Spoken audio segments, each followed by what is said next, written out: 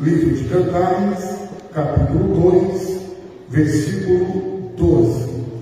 Nós só iremos ler a parte que diz: o tempo de cantar chega. A minha Bíblia diz chega, você está chegou? Acho que aí chegou, né? Chegou, chega, né? Eu estou com a Bíblia pregador pentecostal e aqui diz chega, mas eu, enquanto o pastor Reinaldo lia, enquanto o pastor Marciano lia com os irmãos, eu ouvi alguns falando chegou, mas é chega nisso?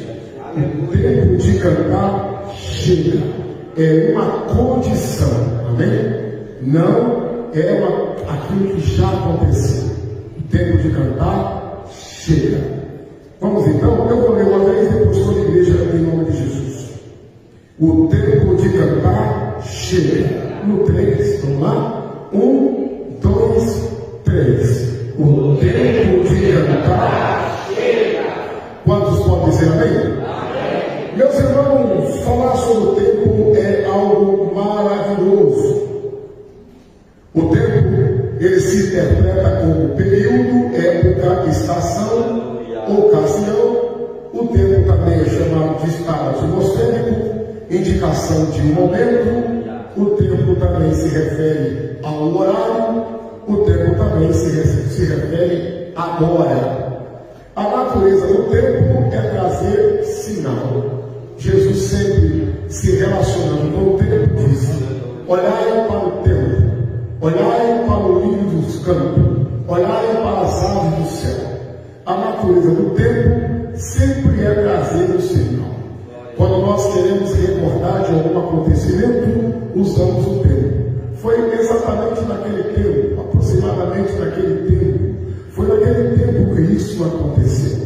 Então, falar sobre o tempo é algo maravilhoso. Por exemplo, a linguagem do tempo, para todos nós que usamos o nosso cotidiano, nós damos tempo ao tempo.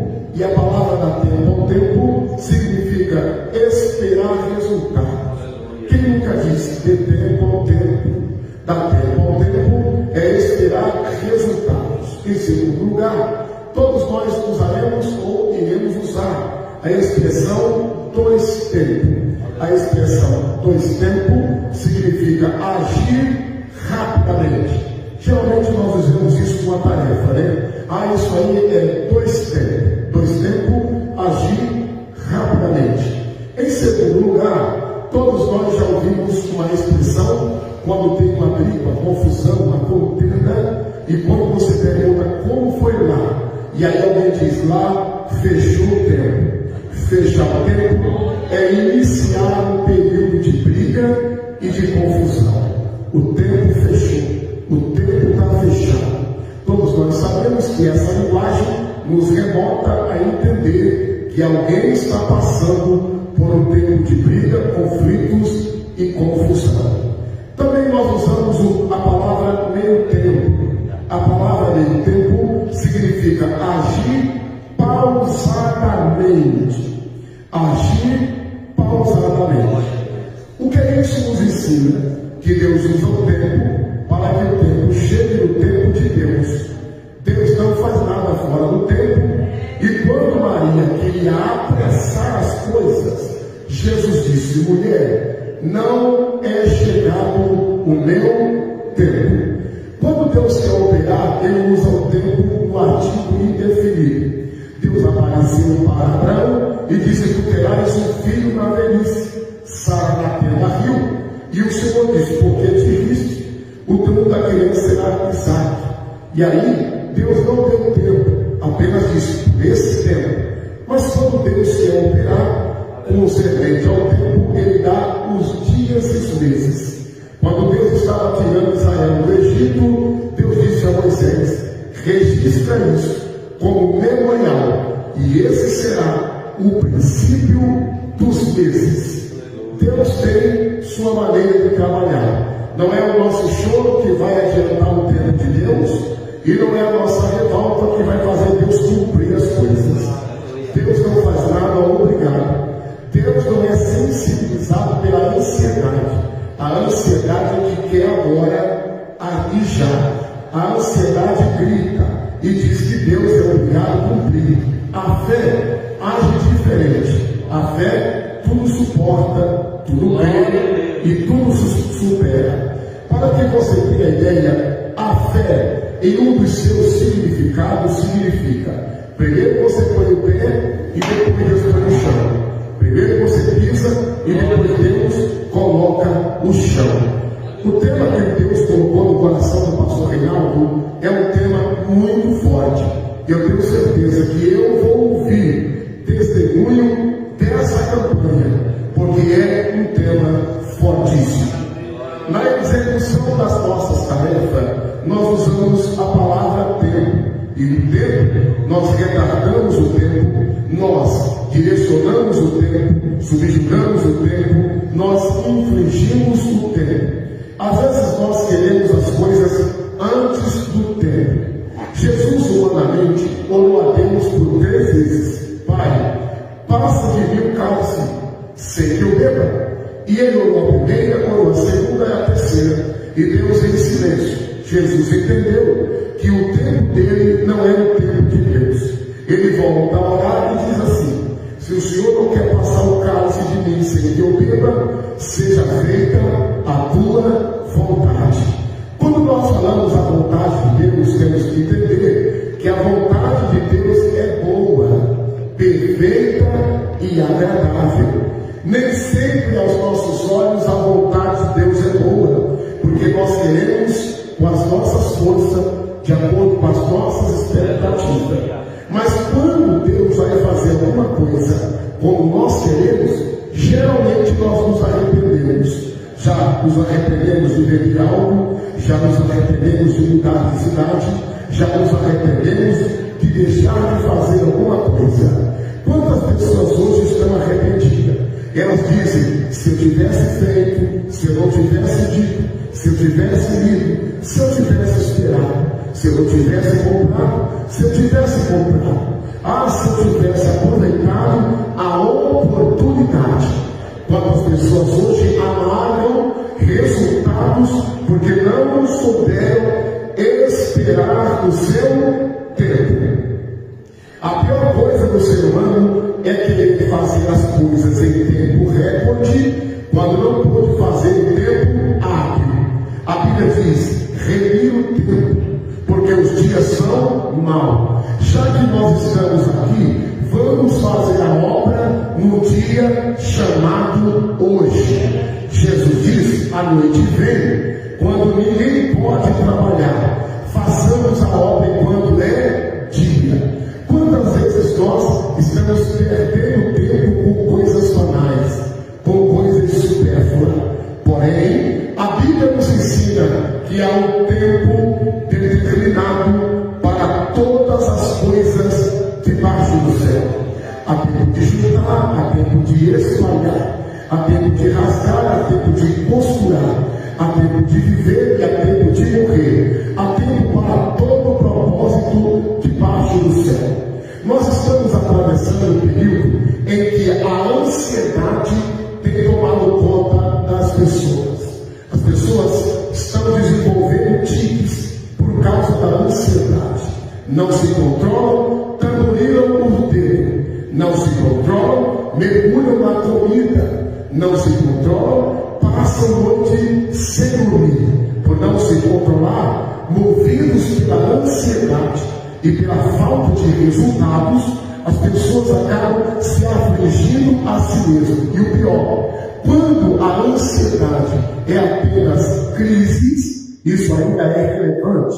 O pior, quando a ansiedade vira um problema crônico. As pessoas não conseguem esperar o tempo de uma conversa. Fale logo, porque não consigo esperar. As pessoas não conseguem aguardar os resultados. Ficam impacientes, ficam eufóricas, e isso vai desenvolvendo várias fobias e vários transtornos.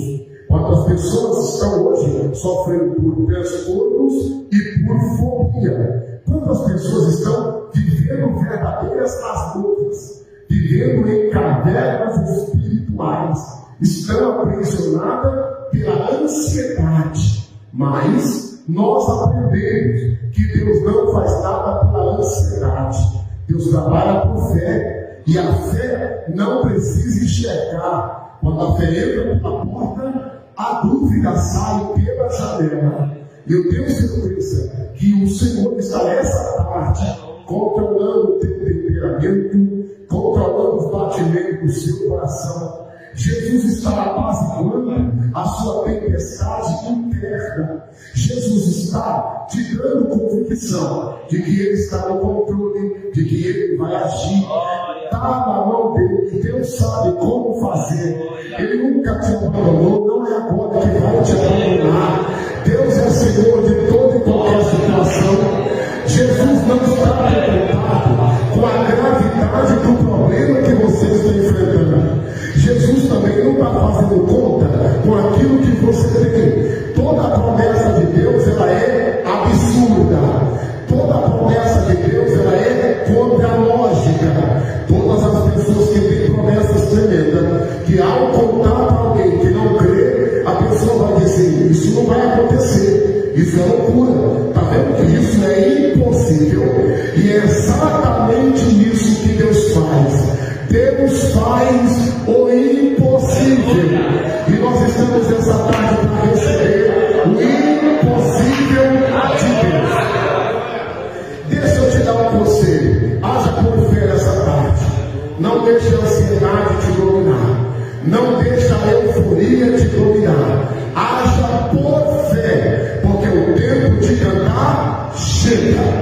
Já que nós estamos entendendo, quando nós vamos para a Bíblia Sagrada, nós vamos encontrar a Bíblia nos ensinando a relacionar o tempo de maneira oportuna. Por exemplo, Isaías capítulo 49, versículo 8, o tempo aceitável.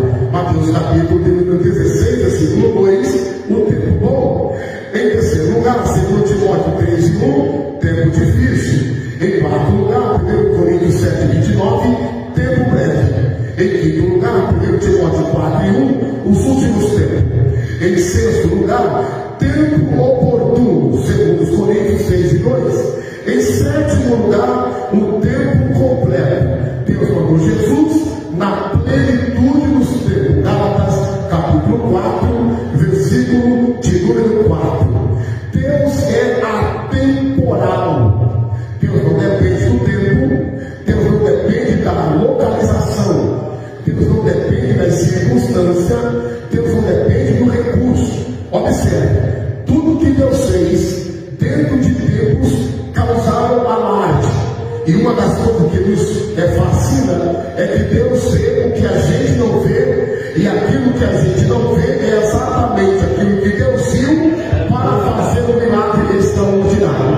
Por exemplo, Deus mandou Elias afrontar Acabe, e a história vocês conhecem. Não choveu durante 3 anos e 6 meses. Ninguém tinha água, mas Deus tinha um ribeiro preservado lá no Querite. E lá no Querite Deus sustentou o profeta. Havia fome na terra, mas Deus tinha uma senhora que já perdera o seu marido, e agora ela estava com um pouquinho de farinha na panela para alimentar ela e seu filho morrer. Deus manda o profeta lá e diz: assim diz o Senhor, conforme a presença estou, faz um bolo para mim, porque a farinha da panela não vai se acabar. A Bíblia diz que a mulher tinha um amigo e ele morreu, e os credores queriam levar os seus filhos. Eliseu perguntou para a mulher: declara-me o que você tem em casa. E ela disse: olha, aquilo que a gente não vê é exatamente aquilo que Deus vê, e é aquilo que Deus vai usar para nos surpreender. Diante da pergunta de Eliseu era: o que você tem em casa? Ela disse: tua serva não tem nada em casa.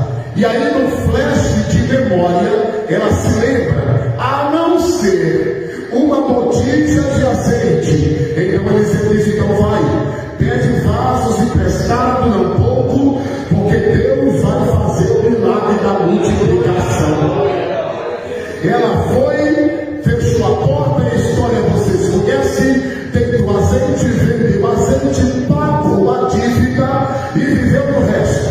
A Bíblia diz que Jesus se adiantado na pregação, e quando Jesus estava, tinha uma grande multidão, concorria entre os primeiros lugares, as multidões famintas, endemoniadas, carentes, doentes, e os discípulos vendo que o sol se declinava e a multidão estava com fome, os discípulos disseram: mestre, o dia se declina e eles não têm aonde comprar pão. Jesus então disse: e vós, o que tedes para comer? Eles disseram: nada. Aquilo que a gente não vê é aquilo que Deus viu, e aquilo que Deus vai usar para nos surpreender. Porém, o discípulo André disse: aqui entre nós, o rapaz que tem 5 pães e 2 peixes. Alguém disse: o que é isso para tanto? Não bastaria 2 denários para comprar tanta comida para alimentar a multidão. Jesus pega o pão e o peixe, levanta da graça, e a Bíblia diz que ele disse: vocês mandem eles se sentarem e vocês têm de comer. O texto bíblico diz que todos se saciaram, e crente come. Crente come no mínimo 7 vezes por dia, e eles comeram e saciaram. E o texto diz que sobraram 12 cestos de pão. Oh glória! Aquilo que a gente não viu é o que Deus vê, e aquilo que Deus vai nos surpreender. Quem está entendendo, diga amém, meus irmãos? Amém! Observe uma coisa: quando nós falamos sobre o tempo, isso é algo importantíssimo. A Bíblia diz que o centurião chegou para Jesus e disse assim: mestre, o meu criado jaz em casa moribundo. Jesus disse: vai, e o teu criado vive. O texto diz que ele anotou o horário e foi embora para casa. Chegando em casa, o criado já estava curado. Ele perguntou: a que horas ele foi curado? Então disseram: a tal hora. Era exatamente o horário que Jesus tinha ministrado o milagre. O que Deus está falando nessa campanha é coisa absurda, é coisa tremenda. Deus quer mesmo mexer com a tua fé. Deus quer vasculhar a tua alma. Deus quer te levar no andar de cima. Abra a sua mente para receber coisa grande. Todas as pessoas que agirem miopicamente só ouvirão milagre, mas não vão receber. Mas se você usar a tua fé, pode ter certeza, Deus fará o milagre acontecer na tua vida. A Bíblia diz que Jesus, sabendo que não era hora de passar desse mundo para o outro mundo, disse aos seus discípulos: levantamos, porque grande a obra e poucos são os ceifeiros. Chegamos aqui na introdução, e aqui eu quero encerrar, e quero entrar no tema escolhido para essa campanha. Qual é o tema? Deus começa a falar com Salomão com particularidades, e ele começa a dizer para Salomão: olhe pelas grades, olhe pelas janelas.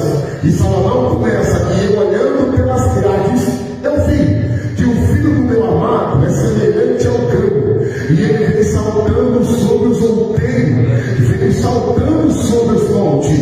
Salomão começa a olhar, e ele começa a observar que a primavera já está chegando, e começam a brotar as primeiras flores. Foi exatamente o que Deus disse para Jeremias. Deus chama Jeremias, lhe faz uma comissão e diz: eu te constituí por profeta, eu te constituo por profeta, e o que você arrancado, o que você plantado, eu te constituo por muro de bronze e parede de ferro. Jeremias então diz: como isso vai acontecer se eu não passo de uma criança? Deus disse a Jeremias: não diga que você passa de uma criança, porque aonde quer que eu te enviar, irás, onde quer que eu te mandar, irás. E o Senhor então disse a Jeremias: o que vês? Jeremias disse: eu vejo uma vara de amendoeira. Diz o Senhor: viste bem, porque eu velo pela minha palavra para cumprir. E Deus está usando a mesma circunstância para falar para Salomão: apareceu as flores. Apareceu as flores é um sinal de que a minha palavra será primazia. O Senhor disse: eu falei, e a minha palavra não voltará para mim vazia, ela se cumprirá naquilo que eu a designei. Oh glória! Foi a mesma expressão que Deus usou para indicar o homem que ele escolheu. Havia 250 sacerdotes da tribo de Corá, Datã e Abiram. Esses homens se levantaram com ciúme contra Moisés e disse: basta, Deus não só fala por Moisés. E nessa onda entrou Arão e quase que Miriam também. Mas o Senhor fez uma reunião e disse: mande que o sacerdote escolha uma vara cada um e coloque a vara entre as pedras, e a vara que florescer, essa será a vara do homem que eu escolhi para sacerdote. Eu acredito, pastor Eliseu, que alguém cortou varas até com o olho brotando. Eu acredito que teve gente que cortou varas verde, deixou a noite inteira na água para no dia seguinte a vara brotar. Arão cortou a vara, colocou lá, e no dia seguinte a única vara que estava florescendo era a vara de Arão. Pastor, por que fazer esses detalhes das flores que aparecem na terra? Primeiro, o primeiro detalhe das flores que aparecem na vara de amendoeira significa uma comissão.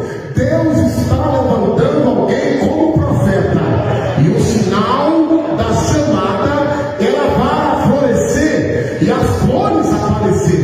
Então, essa tarde, Deus está tirando você da condição de murmurador, da condição de que só vê dificuldade, da condição de que só vê luta, da condição de que só vê problema, e Deus está te constituindo como profeta. O que é isso? Tu vai ver o cumprimento, tu vai ver a confirmação, e Deus vai usar a tua boca para receber milagre. Quantos têm coragem de amém? A segunda passagem sobre o florescer é que Arão foi confirmado como sacerdote. E qual era o sinal? A vara de Arão florescer, fazendo uma relação com o tema que foi escolhido essa tarde, no primeiro dia da campanha.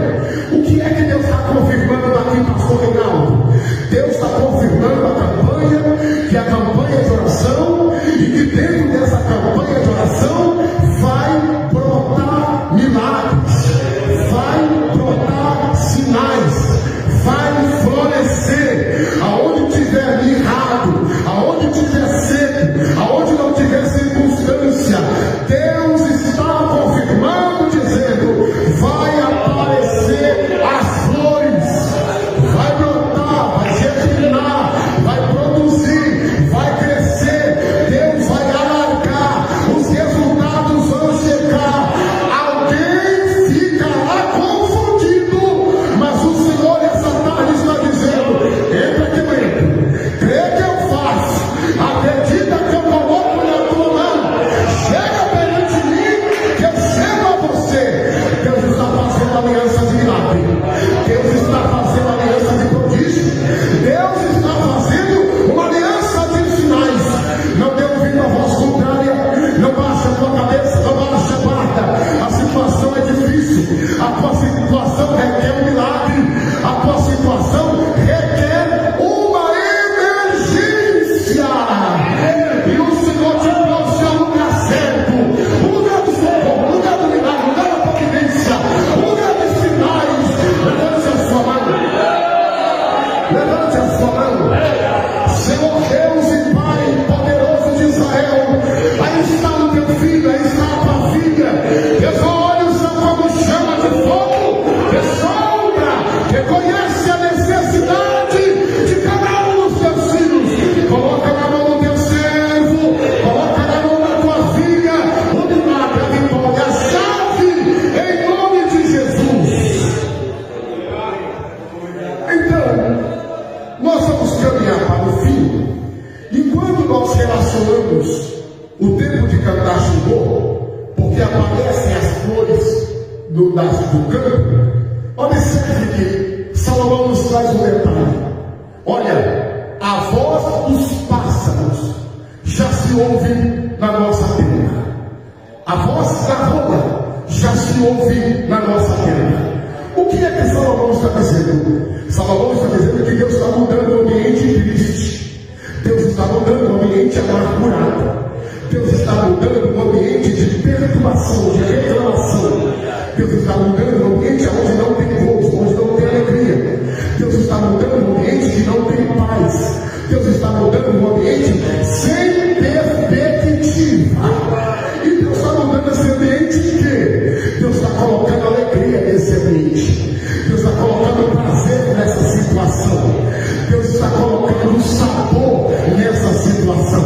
Quem sabe você entrou nessa tarde frustrado, preocupado, pedindo uma palavra, dizendo: Deus, eu vou para aquela tarde a bênção, mas eu quero ouvir a tua voz. E você veio por esse caminho, dirigindo esse carro, caminhando por essa rua, e os olhos de Jeová já bateu raios-x. Entrou pessoas nessa tarde amarguradas. Entrou pessoas nessa tarde que está enfrentando o diabo cara a cara. E o diabo tem que interrogar: cadê o teu Deus? Cadê a mudança? Vai fazer o que na igreja de novo? E você veio abatida, amargurada. Você veio questionando ao Senhor. E o Senhor manda eu te dizer essa tarde: eu estou descendo com alegria. Sinta Deus visitando a tua alma. Sinta Deus revigorando a tua alma. Sinta Deus todos descendo a tua alma. Pode chorar. Deus está convertendo a tua angústia em lágrima. Pode chorar. Bota para fora essa angústia. Bota para fora essa tristeza. Bota para fora essa decepção. Jesus está lavando a tua alma. Jesus está tirando o fardo, o peso, a carga. Jesus está carregando o crente no colo esta tarde. O Senhor te trouxe para o alívio. O Senhor te trouxe para o refrigério. O Senhor te trouxe para colocar um cântico na tua boca. Será da maneira de Deus. Será do jeito de Deus. A Bíblia diz: como pensei, assim efetuará. E como determinei, assim acontecerá. É o Senhor. Eu tomo na tua mão direita e te digo: não temas, que eu te ajudo. A Bíblia diz assim: ó, ainda antes que houvesse dia eu sou, e operando eu ninguém impedirá. Ei, a tua tristeza está olhando para você de olho arregalado. Ei, a tua angústia está olhando para você de olho arregalado. Ela queria te oprimir, ela queria te abater, ela queria te encarcerar. Só que a tua angústia esqueceu que o teu Deus não dorme, nem prospereça. Ele vela pela tua alma. Aleluia. Ele fica massa. Derraia sério.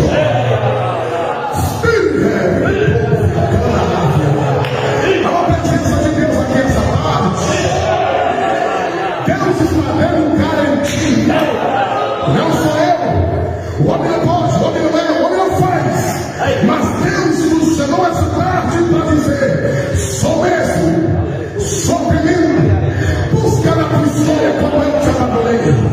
Busca na tua história como eu te desamparei. Tente lembrar se alguma vez o Senhor já te esqueceu.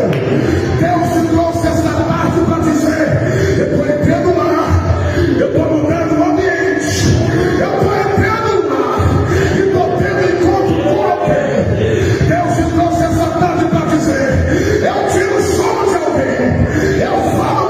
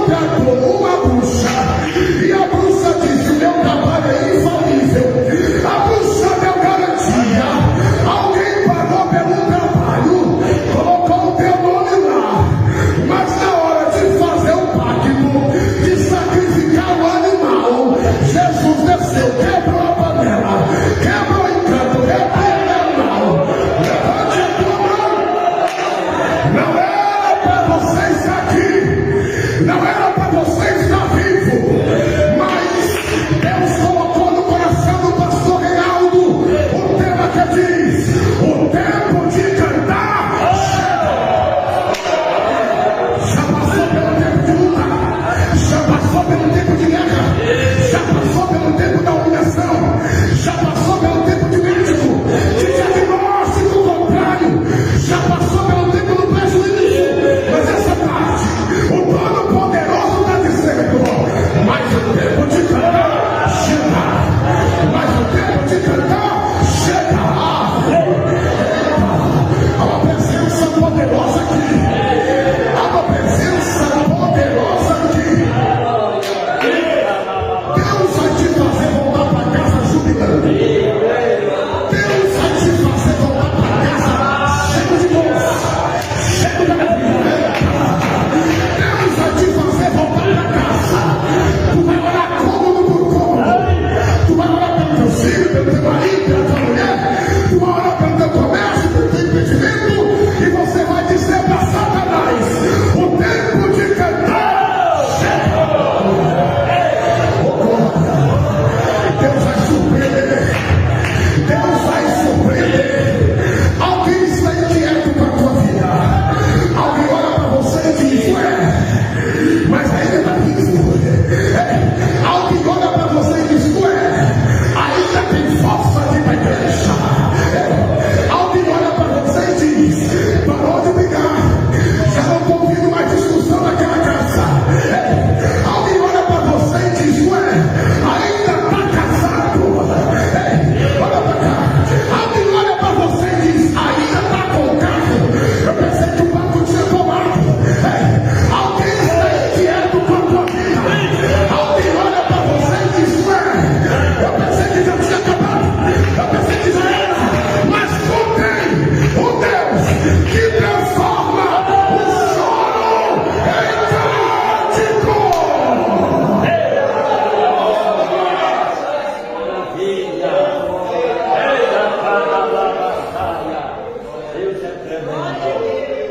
Para encerrar, quando aparecem as folhas e os pássaros cantando, aparece o aroma. O aroma. Quem tem nariz aí faz assim, ó.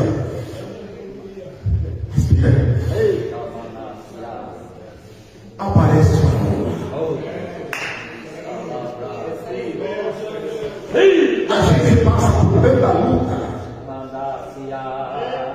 que a gente só tem um odor de tristeza.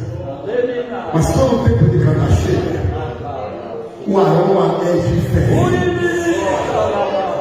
O clima fica diferente. O ambiente é mudado.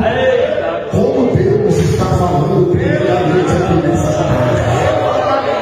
Deus está mudando o ambiente da tua casa.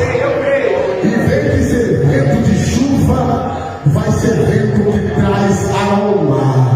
Levante a sua mão. Vai chegar notícias de paz. Vai chegar resultado benéfico.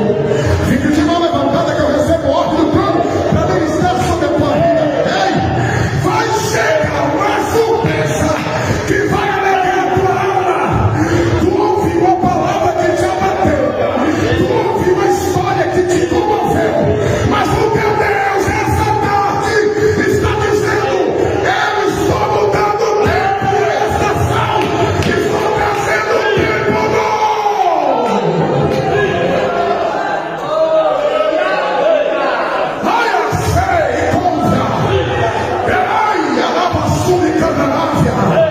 Misericórdia, a presença aqui, a glória tremenda aqui. Levanta a mão para orar. Glorifique a Deus. Essa doença não vai te matar.